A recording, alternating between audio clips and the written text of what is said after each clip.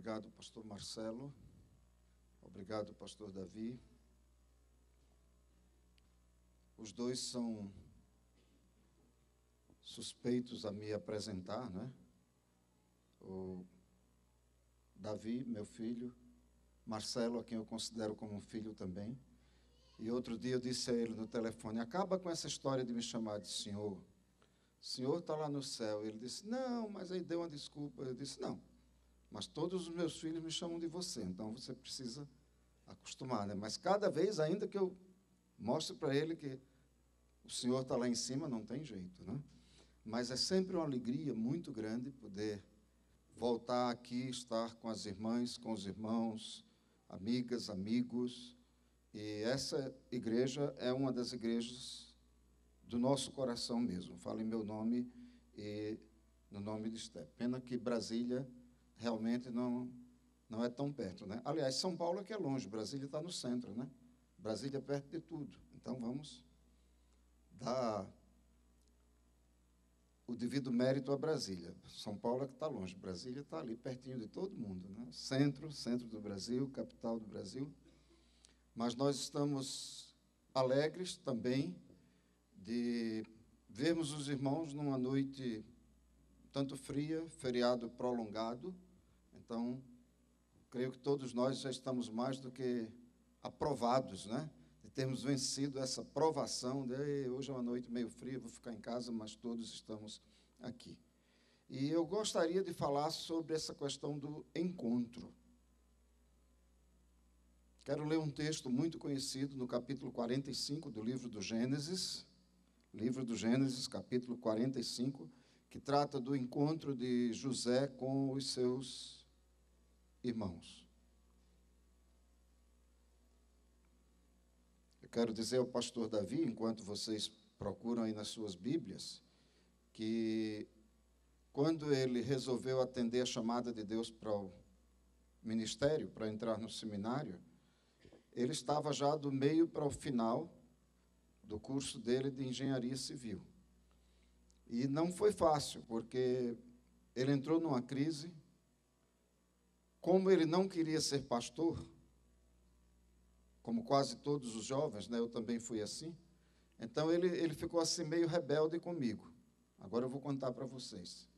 Então, eu imagino que ele olhava para o pai pastor e era tudo que ele não queria ser, e Deus dizia a ele que era para ele ser, mas eu estava inocentemente alheio a essa história. Só sabia que meu filho estava em crise, estava meio, como a gente diz, o filho está meio chato, né? Meio distante. Não distante da igreja, não distante do Senhor, mas parece que a briga era comigo. Até que um dia ele me disse uma porção de coisas, que ia trancar a engenharia, e eu perguntei a ele: para quê? Por quê? E ele nem me deu muito um para quê, nem um porquê, mas ele inventou um porquê. Ele disse: eu só estou fazendo engenharia porque tu querias ter um filho engenheiro. E eu disse: eu fiz vestibular por você? Não. Eu te aconselhei a fazer esse vestibular? Não. Eu disse: eu só fui fazer sua matrícula porque você me convidou a ir com você. E ele ficou meio assim, mas eu hoje quero dizer, tantos anos depois, Davi, que você me deu a maior alegria da minha vida. Porque eu nunca disse isso, mas na realidade eu acho que o grande desejo de um profissional em qualquer área é ter um filho que siga os seus passos. Eu nunca pedi isso a Deus. Eu pedi a Deus que o usasse, assim como aos 3 outros irmãos, os usasse para a honra e glória do nome do Senhor. Temos uma que é professora de música, tem ensinado em seminário, é esposa de pastor. Temos um músico e temos um pastor. E temos uma fisioterapeuta respiratória. E ela um dia disse para nós: eu estou muito frustrada, porque Deus chamou todo mundo menos a mim. Porque a mãe também fez seminário, né? E então a mãe a consolou, mostrando que Deus usa a todos os profissionais, independente das suas áreas. E essa é a mensagem. Deus usa a irmã, Deus usa o irmão, independendo de você ser pastor ou não, independendo de ter estudado numa faculdade teológica, num seminário teológico ou não. Então, onde você estiver.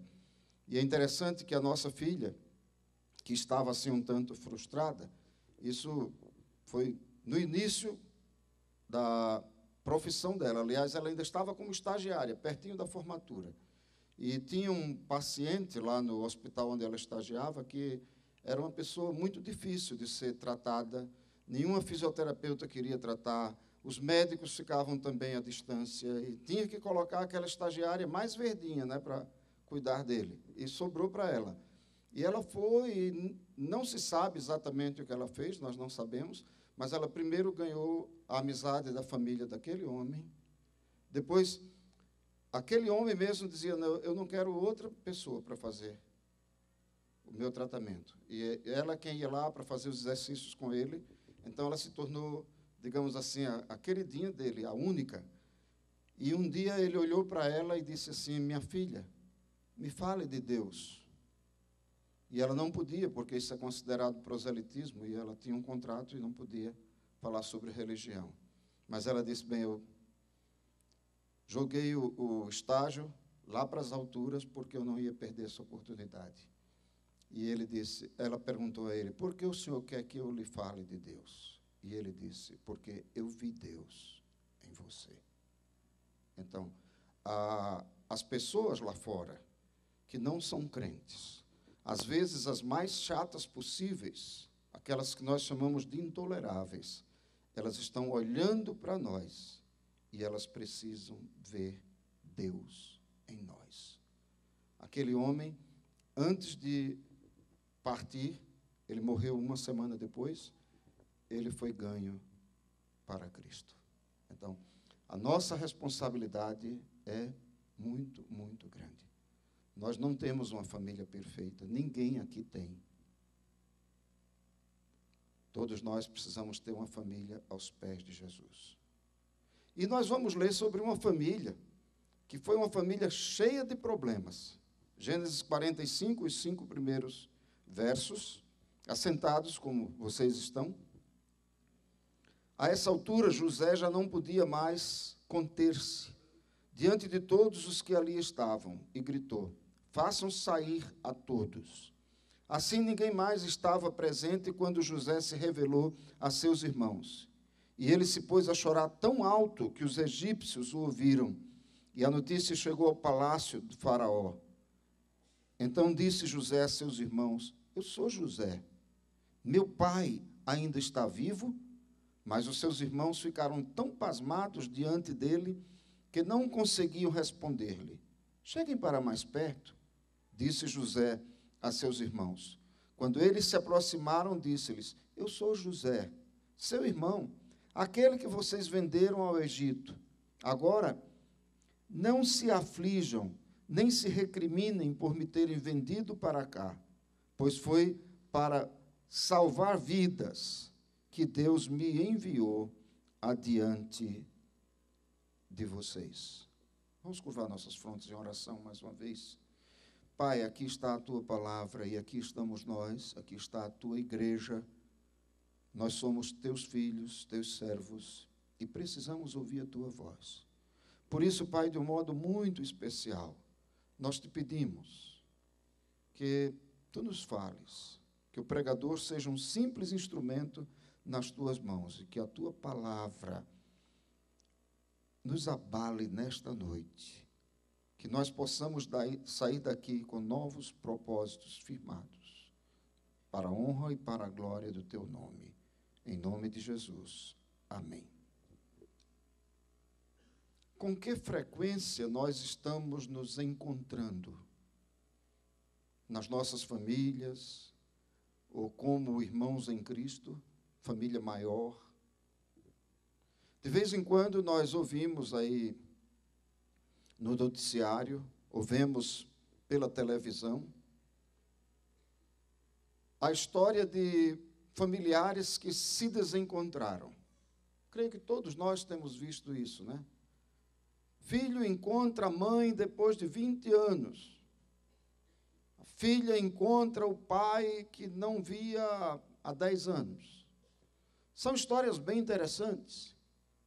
E às vezes até nós choramos diante da emoção e do sentimento das outras pessoas. Mas a grande pergunta é essa: com que frequência nós estamos nos encontrando, com que frequência nós estamos buscando os outros? Às vezes a família, os filhos vão casando, vão se separando, vão se distanciando, digamos assim, morando em bairros diferentes, em cidades diferentes, e as distâncias vão complicando. Mas, às vezes, o que complica mesmo é a cabeça da gente. Às vezes, nós vamos nos esquecendo. E é terrível, até, que há irmãos que têm o desejo de se separar do próprio irmão. Eu vivi uma experiência que me chateou bastante. Final do ano passado, eu fiz uma viagem, e então eu estava no aeroporto e vi uma família. Tinha uma pessoa, adulto, e então tinha um rapazinho de 12, 13 anos, e uma menina menor, talvez uns 6 anos, e um recém-nascido, ou não sei, uma criança de colo. Mas o que mais me chamou a atenção negativamente foi que na blusa daquele adolescente de uns 13 anos estava escrito em letras bem grandes o seguinte: vendo minha irmã. E tinha lá um valor, digamos, R$5. Facilita o negócio. E eu olhei e fiquei tão chocado com aquilo. Eu fiquei imaginando, será que esse menino mandou fazer essa camisa? Porque eu nunca vi outra igual. Mas eu não quis, talvez até foi covardia de minha parte, eu não quis entrar naquela questão. Afinal, era uma família e se eu entrasse, eu ia entrar para criticar, não ia ser bom. Eu sei que quando já estava no avião, o adolescente passou por mim, e quando eu olhei para ele, ele olhou para mim, aí ele me disse com um ar assim de alegria quase: o senhor quer comprar a minha irmã? Eu facilito. Eu achei aquilo sinceramente repugnável. Mas depois eu fiquei pensando que há muita gente que ainda não comprou uma camisa com esses dizeres, ou não mandou pintar uma camisa com isso, mas no coração gostaria realmente de descartar o irmão. Um dia eu me livro dele, um dia eu me livro dela. Encontro não significa somente estarmos fisicamente próximos. Hoje nós estamos aqui encontrados. Um bom grupo, um grupo muito bonito. Mas quantos de nós estamos realmente encontrados? Completamente encontrados. Pastor Marcelo iniciou esse culto sem havermos combinado nada, trabalhando exatamente essa realidade. Fale com a pessoa que está perto. Ou seja, nós precisamos nos encontrar. O nosso personagem é José, muito conhecido como José do Egito, que saiu para se encontrar com os irmãos. Eles estiveram juntos, mas, na realidade, só vieram se encontrar muitos anos depois. A inveja e dureza de coração dos irmãos inviabilizou o encontro. E muitas vezes é assim. Nós estamos debaixo do mesmo teto, mas sem afeto. Não estamos juntos, não temos comunicação, não estamos próximos, não temos comunhão. Não é o caso da igreja. Nós estamos juntos diante de nosso Senhor e Salvador Jesus Cristo. E só o arrependimento e o perdão nos possibilitam achar verdadeiramente o irmão. achei o meu irmão. Coisa boa podermos dizer isso. Encontrei finalmente o meu irmão. No caso de José, muitos anos depois. Interessante pensarmos que da venda de José até a sua promoção a primeiro-ministro passaram 13 anos. Se alguém quiser, pode depois conferir na sua Bíblia. Não agora, né? Amanhã ou mais tarde. Então, vendido aos 17 anos, diz a palavra de Deus. E tinha 30 anos quando interpretou o sonho de Faraó. E foi nomeado primeiro-ministro. Somente 9 anos depois, ele e seus irmãos se encontraram. Quando se deu a conhecer, José afirmou: já houve 2 anos de fome sobre a terra. Se você pensar que antes do período de fome houve 7 anos de fartura, então 7 mais 2, 9. Então faça aí o cálculo, mais 13, 22. Agora estava ali um senhor de 39 anos diante dos seus irmãos. Ele tinha 17 anos de idade quando saiu para se encontrar com os irmãos. Ele os encontrou, mas os irmãos o descartaram. Qual é a sua situação? Qual é a minha situação? Qual a nossa situação? Muitas famílias, às vezes, sofrem separações terríveis, separações estúpidas. São relacionamentos que são partidos, pais que abandonam a família, filhos que deixam o lar. Quantos irmãos e também quantos amigos perdem tempo sem comunhão, meses, anos sem comunicação, e o tempo passado não volta. Outra vez eu repito a pergunta: qual é a sua situação? Qual a nossa situação? Você tem alguns laços partidos? Tem alguns relacionamentos que foram quebrados e ainda não foram consertados? É preciso lembrar que Jesus pagou o preço. Nós cantamos isso, né? Eu sei que foi pago um alto preço para que contigo eu fosse um, meu irmão. Jesus pagou o preço para que uns com os outros nós pudéssemos nos encontrar. Pudéssemos viver essa realidade do ser irmãos. Mas há muita gente perdendo tempo. Você tem perdido tempo? Não deixe para se encontrar muito tempo depois. Porque, às vezes, esse muito tempo não se completa como nós gostaríamos. E, às vezes, vem a morte e rouba aquela pessoa com quem você não estava em comunhão. Os irmãos se encontraram muito tempo depois e, na contramão da história, José havia sido descartado. Coisa terrível, né? Tratar o irmão como se trata um objeto descartado. Vendido como escravo, humilhado, caluniado, injustiçado, acusado e preso.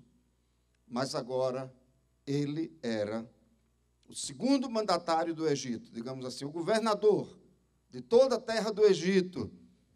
E há um detalhe que nós não podemos esquecer. Há uma afirmação que ocorre algumas vezes ao longo da história de José. O Senhor estava com José. E agora aquela pergunta: o Senhor está em nós? Nós estamos nos tornando disponíveis a Ele? Nós estamos dando espaço para que o Senhor realmente nos acompanhe, para que o Senhor dirija o nosso viver?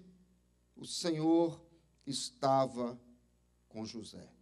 Os irmãos tão arrogantes que o haviam vendido, por não tolerar os seus sonhos, agora viviam a realidade que José havia sonhado um dia.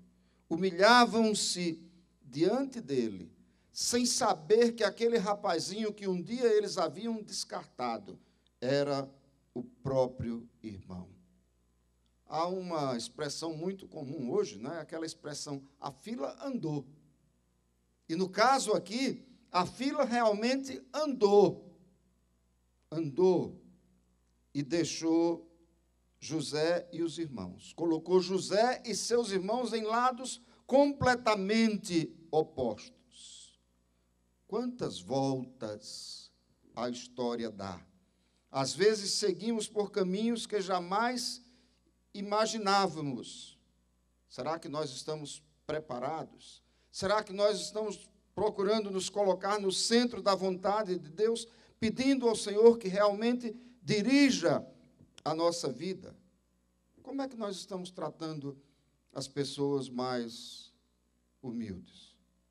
Hoje eu tenho muitos amigos que são pastores mais jovens, né? E muitos deles foram meus ex-alunos, no Seminário do Norte, no Seminário do Sul, no Seminário Equatorial, na Faculdade Teológica Batista de Brasília. E, às vezes, alguém diz assim, mas, puxa, como o senhor tem amizade entre os pastores mais novos? Aí eu digo assim, quando eu fui professor deles, eu procurei fazer o meu melhor e procurei tratá-los da melhor maneira possível. Você não perde nada em investir naquelas pessoas que estão diante de você. Como é que nós estamos tratando a diarista? Aquela pessoa tão importante que vem na nossa casa uma vez na semana, digamos assim, trabalha para nós, precisa do nosso sustento, mas nós também precisamos do trabalho daquela pessoa. Nós queremos o respeito, a atenção daquela pessoa, mas nós precisamos, primeiramente, oferecer todo o respeito, toda a atenção, todo o carinho àquela pessoa. Será que as empregadas domésticas, as diaristas ou os diaristas, o lixeiro, o menor ou maior abandonado, aquelas pessoas que vivem pela rua, os mais novos, os mais inexperientes, as criancinhas, ou em contrapartida, aqueles que já estão no meu partido, os mais idosos. Será que nós estamos sendo pacientes com essas pessoas? Será que nós estamos procurando viver o amor de Jesus quando tratamos com essas pessoas que às vezes são tão diferentes? Os mais idosos, muitas vezes nós vamos perdendo a capacidade auditiva, né? E aí, vem os mais jovens, e você faz uma pergunta, e a pessoa repete, você não responde, e quando você aproxima o ouvido, então, a pessoa mais jovem dá um grito, porque já perdeu a paciência. Como é que nós estamos tratando aquelas pessoas que estão diante de nós, no mesmo caminho, na mesma estrada que nós estamos atravessando hoje? Há um adágio, eu acho que é uma sabedoria de para-choque de caminhão, pastor Marcelo, que diz mais ou menos assim: quando estiver subindo, trate bem os que estão embaixo. Você poderá vê-los em cima quando você estiver descendo. E é como aquela escada rolante, né? Você está subindo, mas depois você está descendo e, às vezes, as posições ficam completamente invertidas. Os irmãos realmente se encontraram. E aqueles irmãos se esqueceram de que o mundo dá tantas voltas, voltas que jamais imaginamos. Nada é eterno, a não ser a salvação que nós recebemos, que vem de Deus por meio de Jesus Cristo, por meio da fé, não vem de nós, como diz Paulo, não vem das obras para que ninguém se glorie. E também o amor autêntico, que nunca se acaba. Irmãos se encontram muito tempo depois, na contramão da história, e marcados pela transformação. Felizmente, houve transformação de um lado e do outro. A insensibilidade havia cedido lugar à sensibilidade. Eles que haviam sido insensíveis, aqueles irmãos de José, haviam sido insensíveis ao choro do irmão, agora lamentavam a atitude do passado. Eles que foram insensíveis, fazendo o pai sofrer, agora se preocupavam em evitar o sofrimento do pai. O tempo serviu. Eles que foram insensíveis, descartando José, agora estavam sendo sensíveis, porque eles não podiam descartar Benjamim. Eles protegiam Benjamim, o irmão mais novo. Será que nos nossos relacionamentos tem havido a marca da transformação? Essa capacidade de mudarmos o comportamento. E essa é uma reflexão que todos nós precisamos fazer, porque muitas vezes nós falamos em mudança. Jesus Cristo me salvou, graças a Deus, glória a Deus, aleluia. Mas isso precisa ser visto nas nossas atitudes, nas nossas ações, principalmente de segunda a sábado, e eu diria mais precisamente de segunda a sexta, quando estamos no ambiente de trabalho, no ambiente de estudos. Quem compartilha conosco durante a semana, será que está vendo em nós que Jesus realmente pagou aquele preço que nós cantamos? Ou eles podem ver em nós as marcas daquele novo coração que nós cantamos. Recebi um novo coração, coração regenerado. Será que o mundo está vendo isso em nós? Os irmãos se encontram muito tempo depois, na contramão da história, marcados pela transformação, unidos pelo perdão. O que os irmãos não foram capazes de fazer com um jovem inexperiente de 17 anos que foi ao encontro deles, José foi capaz de fazer com os irmãos adultos. E antes, tão marcados pela maledicência. Enquanto a atitude dos irmãos foi a de mandar José embora, para longe, de qualquer jeito, a atitude de José foi de chamá-los para perto de si. Cheguem mais perto. Está aí no verso 4 do capítulo 45 que nós lemos. Eu não posso aceitar aquela desculpa que nós damos algumas vezes para não perdoar. Eu não perdoo porque não esqueço. Eu até escrevi alguma coisa sobre isso, coloquei no Facebook. Não precisa esquecer, basta perdoar. Perdoe. Perdoe e Deus vai mudar essa situação.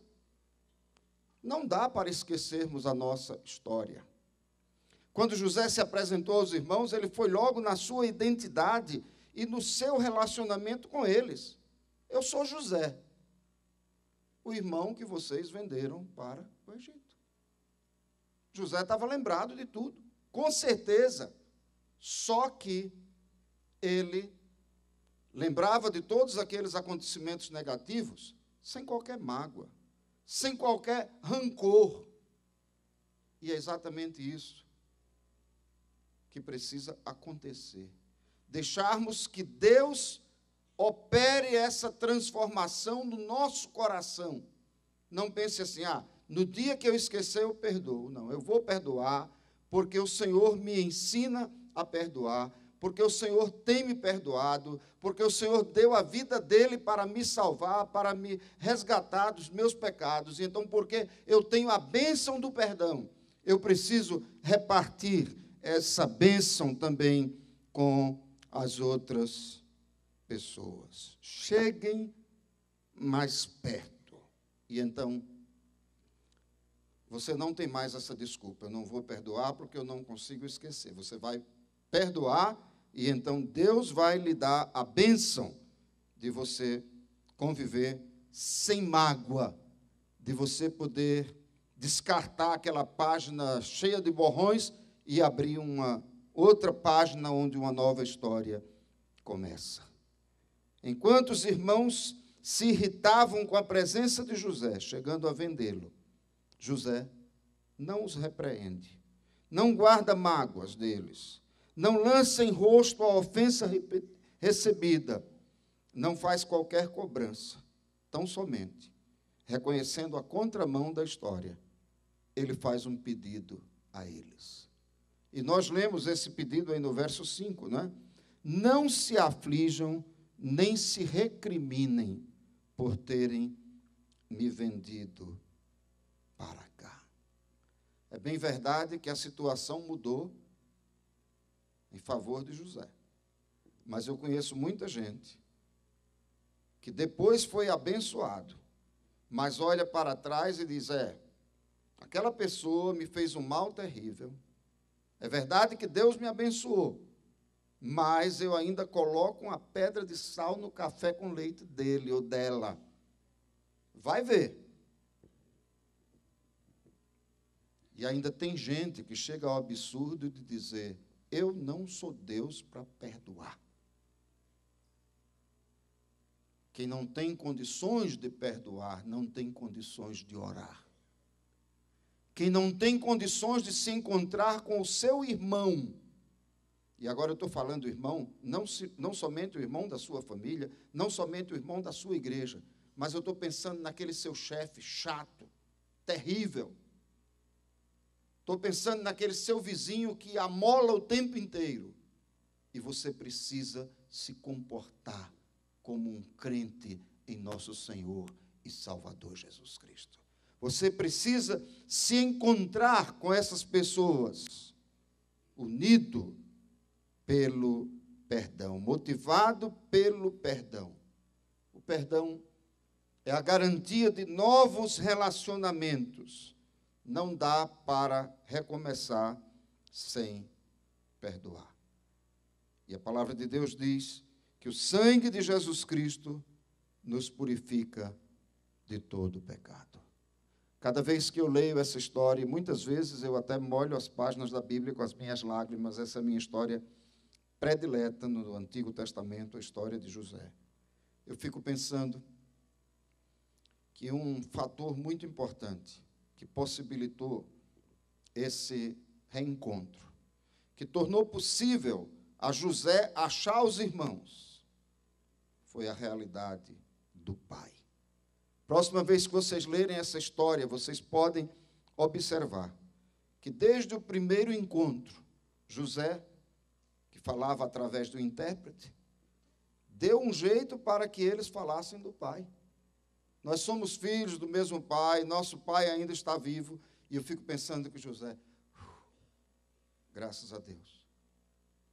E depois, em todos os outros encontros, José sempre trabalhou para ouvir a respeito de seu pai. E na hora que ele se deu a conhecer, mesmo sabendo que o pai estava vivo, a pergunta que ele faz, depois de se apresentar, é: meu pai ainda vive? Entre nós está a realidade maior da presença do nosso Pai. O nosso Pai celestial, que nos ama tanto que mandou Jesus Cristo, o seu Filho, para tornar possível o perdão dos nossos pecados e para nos ensinar o verdadeiro amor. Eu gostaria que, como resultado dessa nossa reflexão, cada pessoa nesse momento pensasse: qual é o irmão ou a irmã que eu preciso encontrar? Qual foi o meu irmão, qual foi a minha irmã que eu perdi e nem senti falta? Qual foi aquele que desapareceu e eu até achei bom? Qual foi aquele que, ou aquela que, mesmo estando, às vezes, na própria igreja, nós nos assentávamos juntos antes, nós estávamos próximos, nós tínhamos prazer em conversar, mas agora continuamos aqui, porém marcados pela indiferença. Nós precisamos abrir o nosso coração. Mesmo nós que já recebemos Jesus, precisamos abrir o nosso coração a Ele, dando a oportunidade, a disponibilidade, para que Ele mude o nosso viver, através da santificação, através do quebrantamento, para que nós possamos, outra vez, olhar mesmo para aquelas pessoas que nos ofenderam, que nos maltrataram, que nos feriram, como irmãos. Que Deus nos abençoe. Amém.